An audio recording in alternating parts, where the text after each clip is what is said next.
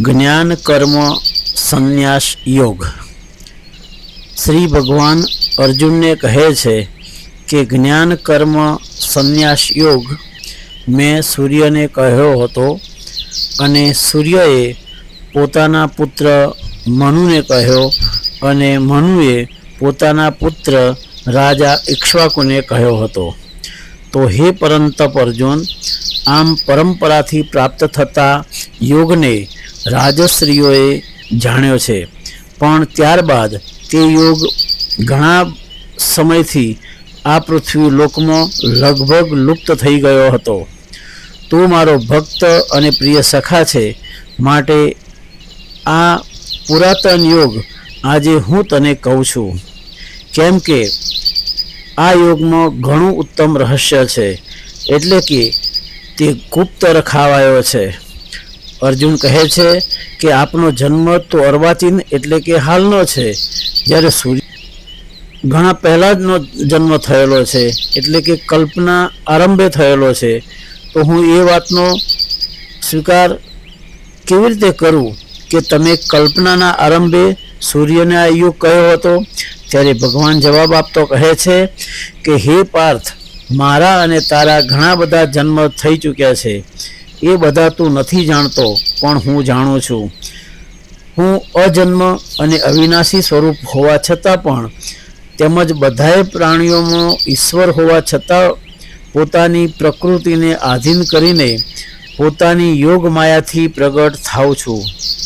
યદા યદા હિ ધર્મસ્ય ગ્લાનિર્ભવતિ ભારતઃ અભ્યુત્થાનમ અધર્મસ્ય તદાત્માનમ સુજામિહિ પરિત્રાણાય સાધૂનાं વિનાશાય ચ દુષ્કૃતામ ધર્મ સંસ્થાપનાર્થાય સંભવાનિ યુગે યુગે। હે ભારત, જ્યારે જ્યારે धर्मनी हानि अने अधर्मनी वृद्धि थाय छे त्यारे त्यारे पोताना रूपने हूँ सर्जू छूं, एटले के साकार रूपे लोको समक्ष प्रगट थाउं छूं। साधु पुरुषनो उद्धार करवा माटे तेमज पाप करनाराओनो विनाश करवा माटे अने धर्मनी योग्य रीते स्थापना करवा माटे हूँ युगे युगे प्रकट थाउं छूं। हे अर्जुन, मारा जन्म अने कर्म दिव्य अने अलौकिक छे। जे माणस जाणी ले छे ते देह छोड़ीने पुनर्जन्म नहीं पामतो, पण मने ज पामे छे। जेमना राग, भय तथा क्रोध संपूर्णपणे नाश पामी चूक्या हता, तेमज तेओ मारामां अनन्य प्रेम भावे स्थित रहता हता, एवा मारे आश्रय रहनारा घणाय भक्तो आ पहेला पण उपर कहेला ज्ञान रूपी तप वडे पवित्र थईने मारा स्वरूपने पामी चूक्या छे। हे पार्थ, जे भक्तो मने जेवा भावथी भजे छे, हूँ पण एवा ज भावथी तेमने भजू छूं, केम के सौ मनुष्य सर्व रीते मने अनुसरे छे। आ मनुष्य लोको कर्मोना फळने इच्छनारा माणसो देवताओनुं पूजन करता रहे छे, केम के तेमने कर्मथी उत्पन्न थनारी सिद्धि सत्वरे मळे छे। ब्राह्मण, क्षत्रिय, वैश्य अने रुद्र आ चार वर्णनो समूह गुण अने कर्मना विभाग प्रमाणे मारा द्वारा सर्जायो छे।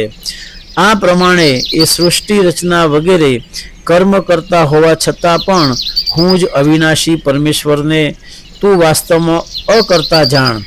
कर्मना फळमां मारी स्पृहा नथी, माटे मने कर्मो लिप्त नहीं करी शकता। आ प्रमाणे जे मने तत्वथी जाणी ले छे ते पण कर्मथी नहीं बंधातो। पूर्व काळना मुमुक्षो पण आ प्रमाणे जाणीने ज कर्मो कर्या छे, माटे तू पण पूर्वजो वडे सदा काळथी आचरवामां आवेल कर्मने ज कर। कर्म शुं छे अने अकर्म शुं छे एनो निर्णय करवामां बुद्धिशाળી पुरुषो पण मोहित थई जाय छे। माटे कर्म तत्व हूँ तने सम्यक रीते समजावुं, जेने जाणीने तू अकर्म बंधनमांथी मुक्त थई जईश। कर्मनुं स्वरूप पण जाणવું જોઈએ અને અકર્મનું સ્વરૂપ પણ જાણવું જોઈએ, તેમજ વિકર્મનું સ્વરૂપ પણ જાણવું જોઈએ, કેમ કે કર્મની ગતિ ગહન છે। જે માણસ કર્મમાં અકર્મ જુએ છે અને જે અકર્મમાં કર્મ જુએ છે એ માણસ સગળા માણસોમાં બુદ્ધિશાળી છે, તેમજ યોગી સમસ્ત કર્મો કરનારો છે। જેના સર્વશાસ્ત્ર સંમત કર્મો કામના કે સંકલ્પ વિના થાય છે तथा जेना बधाए कर्म ज्ञान रूपी अग्नि वडे भળી ગયા છે, એ મહાપુરુષને જ્ઞાનીજનો પંડિત કહે છે, માણસ સર્વ કર્મ પ્રત્યે તેમજ એમના ફળ પ્રત્યેની આસક્તિ બધી જ રીતે ત્યાગીને સંસારના આશ્રયથી રહિત થઈ ગયો છે તથા પરમાત્મામાં સદાય લુપ્ત છે. તે કર્મમાં યોગ્ય રીતે વર્તો હોવા છતાં પણ વાસ્તવમાં કંઈ જ નથી કરતો, જેને કશાયથી ખેવના નથી. અંતઃકરણ અને ઇન્દ્રિયો સહિત જેણે શરીર જીત્યું છે તેમજ સઘળા ભોગોની સામગ્રીનો જેણે પરિત્યાગ કરી દીધો છે, એવો સાંખ્ય યોગી શરીર સંબંધી કર્મ કરતો હોવા છતાં પણ પાપને નથી પામતો. ઈચ્છા વિના આપમેળે મળેલા પદાર્થમાં જે સદાય સંતુષ્ટ રહે છે, અદેખાઈનો જેના મનમાં સર્વ રીતે અભાવ થઈ ગયો છે, હર્ષ શોક વગેરેથી જે સંપૂર્ણપણે અતીત થઈ ગયો છે, એવો સિદ્ધિ તથા અસિદ્ધિમાં સમ રહેનાર કર્મયોગી કર્મ કરતો હોવા છતાં પણ કર્મોથી નથી બંધાતો. તેની આસક્તિ સર્વથા નાશ પામી ચૂકી છે. તે દેખાવ તથા મમત્વને વિનાનો થઈ ચૂક્યો છે. જેનું ચિત્ત નિરંતર પરમાત્માના જ્ઞાનમાં સ્થિર રહે છે, એવા કેવળ યજ્ઞ સંપાદનને અર્થે કર્મ કરનાર મનુષ્યના સમસ્ત કર્મો પૂર્ણ રીતે થઈ જાય છે. યોગીજનો પરબ્રહ્મ પરમાત્મારૂપી અગ્નિમાં અભેદ દર્શનરૂપી યજ્ઞ દ્વારા જ આત્મારૂપી યજ્ઞનો હોમ કરે છે.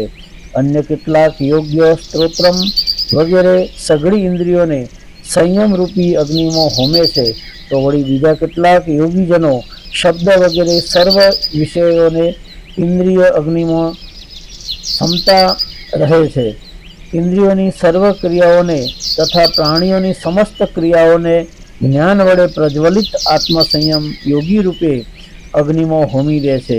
અન્ય કેટલાક માણસો દ્રવ્ય સંબંધી યજ્ઞ કરનારા છે, કેટલાક યજ્ઞ કરનારા પુરુષો અષ્ટાંગરૂપી યજ્ઞ કરનારા પણ છે, અને વળી કેટલાક અહિંસા વગેરે આકરા વ્રત કરનારા પ્રયત્નશીલ માણસો સ્વાધ્યાયરૂપી જ્ઞાન યજ્ઞ કરનારા છે.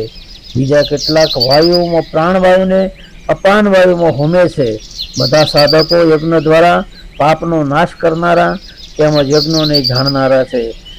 હે કુરુશ્રેષ્ઠ, યજ્ઞોના પરિણામરૂપ જ્ઞાનમૃતનો અનુભવ કરનારા યોગીજનો સનાતન પરબ્રહ્મ પરમાત્માને પામે છે.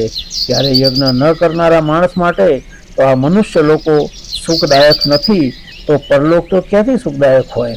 આવા બીજા પણ અનેક જાતના આયોગનો વેદની વાણીમાં વિસ્તારથી કરવા આવેલા છે. એ સર્વને તો મન, ઇન્દ્રિયો અને શરીરની ક્રિયા દ્વારા સંપન્ન થનાર જાણ આ પ્રમાણે તત્વથી જાણીને તેના અનુષ્ઠાન દ્વારા તો કર્મબંધનથી પૂર્ણ રીતે છૂટી જઈશ. અર્જુન, દ્રવ્યમય યજ્ઞની સરખામણી જ્ઞાન યજ્ઞ અત્યંત શ્રેષ્ઠ છે, કેમ કે સઘળા કર્મો જ્ઞાનમાં સમાપ્તિને પામે છે. એ જ્ઞાનને તો તત્વદર્શી જ્ઞાનીજનો પાસે જઈને તો જાણી લે. એમને યોગ્ય રીતે દંડવત પ્રણામ કરવાથી, એમની સેવા કરવાથી તેમજ છળ કપટ છોડીને સરળ સ્વભાવે પ્રશ્ન પૂછવાથી પરમ તત્વને બરાબર ઓળખનાર એ જ્ઞાની મહાત્માજનો તને એ તત્વજ્ઞાનનો ઉપદેશ આપશે, જેને જાણ્યા પછી ફરીથી તું આ રીતે મોહને નહીં પામે. હે અર્જુન, હૃદયમાં રહેલા આ અજ્ઞાનજનિત પોતાના સંશયને એ જ્ઞાનરૂપી તલવાર વડે છેદીને સમત્વ રૂપ કર્મયોગમાં સ્થિત થઈ અને તું યુદ્ધ માટે ઊભો થા, વિલાપ છોડી દે. અસ્તુ. આવા જ્ઞાનરૂપી જળમાં વિહરવા માટે ધાર્મિક ધ્યાન ચેનલને લાઈક કરો, શેર કરો અને સબસ્ક્રાઈબ કરો.